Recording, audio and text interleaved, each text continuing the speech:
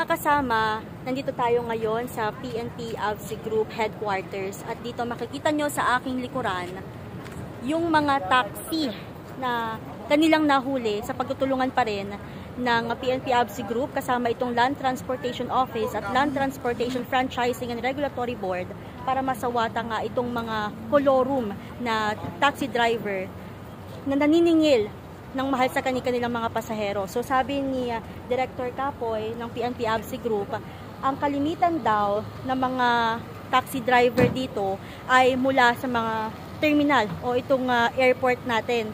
So sinasabi din dito na 500 yung sinisingil, samantalang kahit 100 ay kaya ng takbuhin itong airport.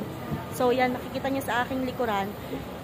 Ilan lang to sa mga taxi na nahuli ng PNP ABSI Group kasama itong LTO at LTFRB.